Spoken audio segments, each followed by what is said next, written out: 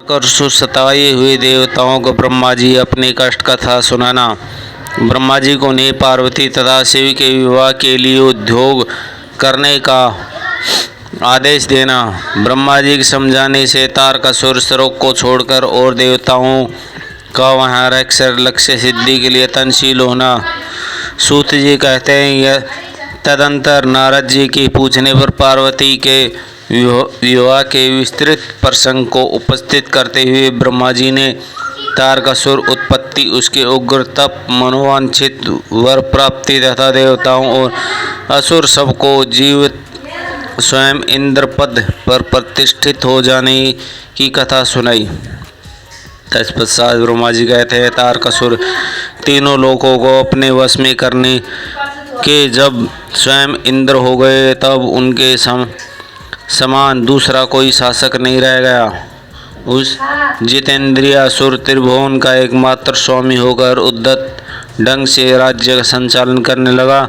उसने समस्त देवताओं को निकालकर उनकी जगह दैत्यों को स्थापित कर दिया और विद्याधर और देवी योनियों को स्वयं अपने कर्म किए लगाए।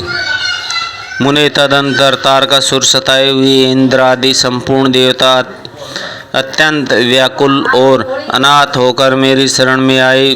उन सब ने मुझे प्रजापति को प्रणाम करके बड़ी भक्ति से मेरा स्तुति किया और अपने दारुण दुख की बातें बताकर कहा, प्रभु आप ही हमारी गति हैं, आप ही हमें कर्तव्य का उपदेश देने वाले हैं और आप ही हमारे दाता एवं उद्धारक हैं। हम सब देवता तारकासुर नामक अग्नि में जलकर अत्यंत व्याकुल हुए हैं। जैसे अग्निपात रोग में प्रबल औषधि पर निर्मल हो जाती है, उसी प्रकार इस असुर ने हमारे सभी क्रूर उपयोगों को बलहीन कर दिया है। भगवान विष्णु की सुदर्शन चक्र ही हमारी विजय की आशा अवलंब रहती है, परंतु वह भी उसके कंठ पर कुंठित हो गया। उसकी गले में पड़कर वह ऐसा प्रतीत होने लगा है मानो उस असुर को फूल की माला पहनाई गई हो। मुने देवताओं के कथन सुनकर मैंने उन सबसे यथोचित बात कही। देवताओं मेरे ही वर से दैत्य तारकासुर इतना बढ़ गया है, अतः मेरे हाथों ही उसका वध होना उचित नहीं है। जो जिससे पलकर बढ़ा है उसका उसी के द्वारा वध होना योग्य नहीं है। विषय के वृक्ष को भी यदि स्वयं सींचकर बड़ा किया गया हो तो उसे स्वयं काटना अनुचित माना गया है। तुम लोगों का सारा कार्य करने की योग्य भगवान शंकर है, किंतु ये हमारे कहने पर भी स्वयं उसका असुर का सामना नहीं कर सकते। तारकासुर दैत्य स्वयं अपने पाप से नष्ट होगा। मैं जैसा आदेश करता हूँ तुम वैसा ही कार्य करो। मेरे वर के प्रभाव से न मैं तारकासुर का वध कर सकता हूँ, न भगवान विष्णु कर सकते और न भगवान शंकर ही उसका वध कर सकते हैं। दूसरा कोई वीर पुरुष अथवा सारे देवता मिलकर भी उससे नहीं मार सकते।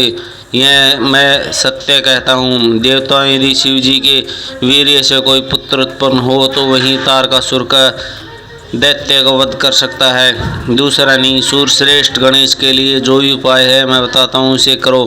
महादेव जी की कृपा से उस उपाय अवश्य सिद्ध होगा। पूर्व काल में जिस दक्ष कन्या सती ने दक्ष यज्ञ में अपने शरीर को त्याग दिया था, वहीं इस समय हिमालय के पत्नी मेनका गर्भ से उत्पन्न हुई है। यह बात तुम्हें भी विदित है। महादेव जी उस कन्या का पाणी ग्रहण अवश्य करेंगे, तथापि देवताओं तुम स्वयं भी इसके लिए प्रयत्न करो। तुम अपने यत्न से ऐसा उद्योग करोगे जिससे मेनका कुमारी पार्वती में भगवान शंकर अपने वीर्य का उद्धान कर सके। भगवान शंकर अर्धरेता है, उनका वीर्य ऊपर की ओर उठा हुआ है। उनके वीर्य को प्रखलित करने में केवल पार्वती ही समर्थ है, दूसरा कोई अबला अपनी शक्ति से ऐसा नहीं कर सकती। गिरिराज की पुत्री पार्वती इस समय युवावस्था में प्रवेश कर चुकी हैं। इस समय युवावस्था में प्रवेश कर चुकी और हिमालय तपस्या में लगे हुए महादेव जी प्रतिदिन सेवा करते हैं। अपनी पति हिमावन के कहने काली शिवा अपनी दो सखियों के साथ ध्यान प्राण परमेश्वर शिव की आग्रह सेवा करती हैं। तीन लोकों में सबसे अधिक सुंदर पार्वती शिव के सामने रहकर प्रतिदिन उनकी पूजा करती है, तथापि वे ध्यान मगन महेश्वर मन से ही ध्यानहीन स्थिति नहीं आते, अर्थात ध्यान भंग करके पार्वती की ओर देखने का विचार भी मन में नहीं लाते।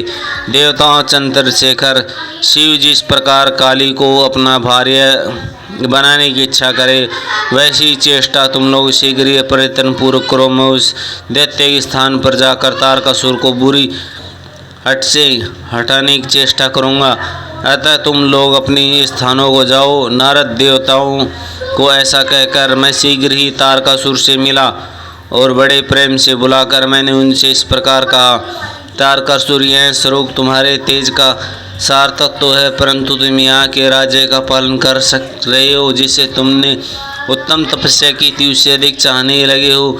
मैंने तुम्हें इससे छोटा ही वर दिया था, स्वर्ग का राज्य कदापि नहीं दिया था, इसलिए तुम स्वर्ग को छोड़कर पृथ्वी पर राज्य करो। मुनि श्रेष्ठ देवताओं योग्य जितने भी कार्य हैं वे सब तुम्हें वहीं सुलभ होंगे, इसमें अन्यथा विचार करने की आवश्यकता नहीं है। ऐसा कहकर उस असुर को समझाने के लिए मैं शिवा और शिवा का स्मरण करके वहाँ से अदृश्य हो गया। तारकासुर भी वहाँ स्वर्ग को छोड़कर पृथ्वी आ गया और सोनीपुर में रहकर वह राज्य करने लगा। फिर सब देवता अपनी मेरी बात सुनकर मुझे प्रणाम करके इंद्र तथा प्रसन्नतापूर्वक बड़ी सावधानी के साथ इंद्रलोक में गए। वहाँ जाकर परस्पर मिलकर आपस में सलाह करके वे सब देवता इंद्र से प्रेम करे पूर्व बोले, भगवान शिव की शिव में जैसी कामना मूल रुचि है, वैसा ब्रह्मा जी को बताया गया हुआ सारा प्रयत्न आपको करना चाहिए। इस प्रकार देवराज इंद्र संपूर्ण विचना निवेदन करके वे देवता प्रसन्न पूर्वक सब और अपने अपने स्थान चले गए।